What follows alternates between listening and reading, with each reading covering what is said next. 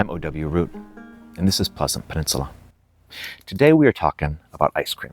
No Michigan summer is complete without ice cream.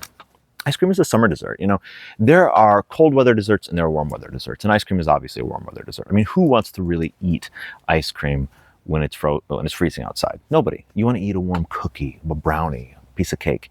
And similarly, who wants to eat a warm, gooey cookie when it's 85 degrees? No one. You want to eat some ice cream. You want to walk down the street with an ice cream cone in hand. That is Michigan summer right there.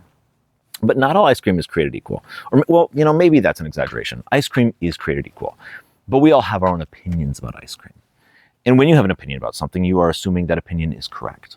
And so I'm going to give you my opinion, which is the correct opinion on ice cream.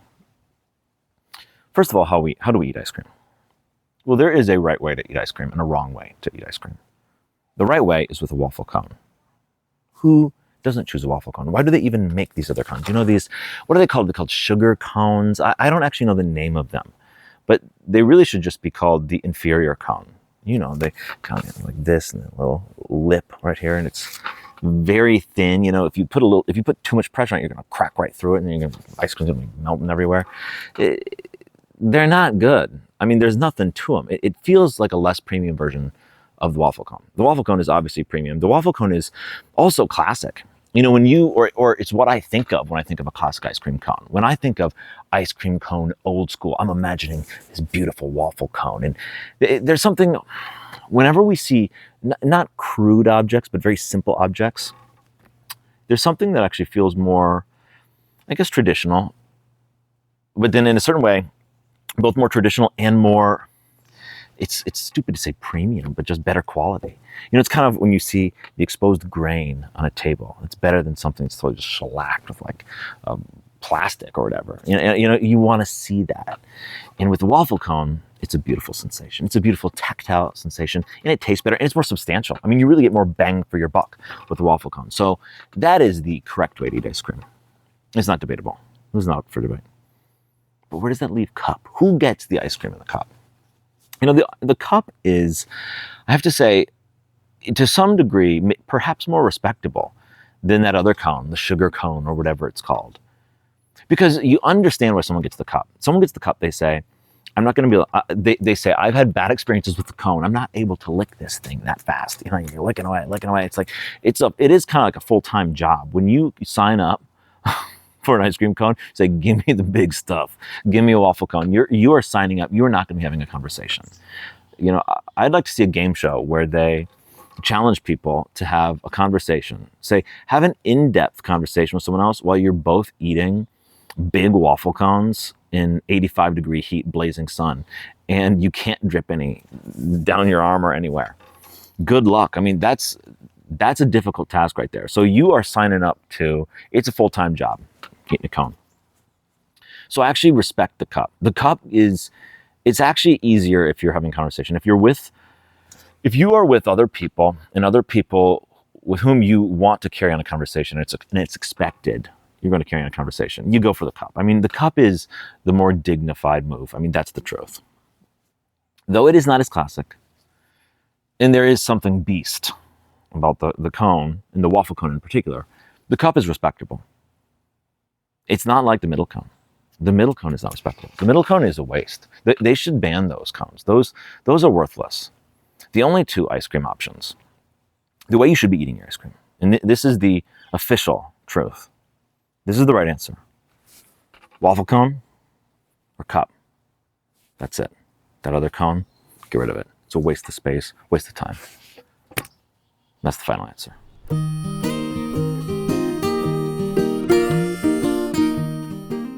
Who injures themselves most up north? Got an idea? Let's roll that clip.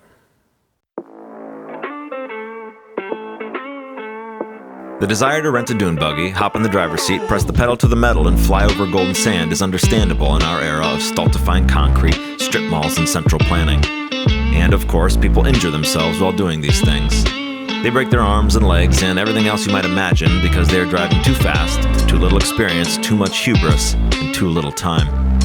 These kinds of accidents can happen to all sorts of people on the dunes, but more often than not, it's not the locals being evacuated to the nearest hospital. They have all the time in the world and generally aren't quite as stupid on the dunes as the tourists are. This problem of tourists injuring themselves isn't isolated to Silver Lake. It happens everywhere up north. When you hear of an accident in August, you can almost be certain it's not a local. It's sad, but true. People come and they forget their senses at home and leave with a hospital bill. Enjoy the dunes, enjoy the lake, enjoy the hikes. When you get here, remember, it's not the suburbs. Use a little caution and respect the power of nature. We only have so many ambulances. I don't mean to be hating on tourists here. I don't mean to be kicking them when they're down. I don't mean to be cruel, but they are predisposed to injuring themselves up here. And it's obvious why. It's because they only have so much time, because they're weekend warriors, because they think they're stronger than they are, they have too much hubris, and they don't realize how powerful nature is. You would think that locals would be more adventurous in nature than tourists, but it's not the case. It's not the case. Almost always, without a doubt, locals are more reserved and more cautious in nature than tourists, and tourists are the ones doing things they should not be doing. I mean, it's a common refrain among locals that, and again, I'm not trying to kick the tourists while they're down, I'm just saying it like it is, when talking about tourists, that they quote unquote come up here and act like idiots and get themselves in trouble. I mean, that's the truth of the matter. And many of them don't realize, because again, they don't spend as much time up here, they don't realize how strong the current can be in the big lake. They don't realize how quick it can change. They don't realize how strong the undertow is. They don't realize that when it says don't jump off the pier, there's a reason why you don't jump off the pier. It's because you can really hurt yourself or die. I mean, there's reasons why. It's not just stupid. Or it's not just, these aren't fake reasons. These are real reasons. And a lot don't realize, and I'm not trying to be condescending here, what it means to be way off the road on a trail with no service, with no battery, with no compass, no map, and it's getting kind of dark. I mean, that's a serious situation. It's not a good not a good thing. And I'll tell you a funny story. I was talking to a charter captain who takes guys out to these uninhabited islands to camp and all sorts of stuff. And he brought some guys out to an uninhabited island to camp, and dropped them off, supposed to pick them up. And he went out to pick them up the next day, and they called him and said, "Oh, actually, can you pick us up on this other part of the island?" And he was like, "Okay, sure." Was able to locate them, picked them up, and turns out they decided to try to hike across the entire island. The swampy, poison ivy infested island with no trails. It is uninhabited. The last time the trails were maintained, 1903. And they also were carrying a huge, heavy cooler with like 60 pounds of food and ice or something in it. I mean, why? Why would you do this? This is not smart stuff. And that's a silly story. They made it out all right. They probably were itching themselves for weeks, and they were probably infected with poison ivy. And it turned out fine. And I asked them, I said, "Where are they from?" He said, "Ohio." Of course.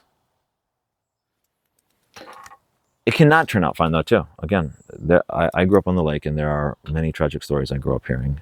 And you always hear about them, and it's absolutely devastating. And they, often when you hear where they're from, they're tourists. And so, when we say this kind of stuff, we're not party poopers. We're not trying to dampen the fun or whatever. But when you come up north, it's not the suburbs. The farther out you are, the more powerful nature is, and the more that can happen. And so kind of check the hubris, damp it down a little bit, have a little humility, and respect nature, and try not to hurt yourself. We only have so many ambulances. I'm O.W. Root from Michigan Enjoyer.